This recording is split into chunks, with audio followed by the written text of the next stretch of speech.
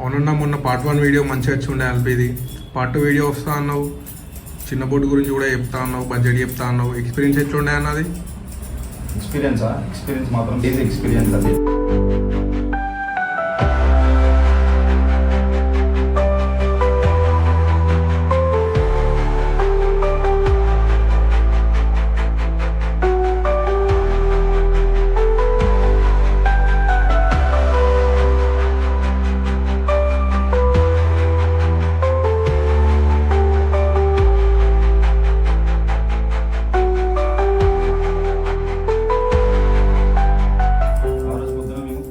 Journey చేసిన తర్వాతకి మధ్యాహ్నం 1:30కి చిన్న బోట్ దగ్గరికి పోతాం.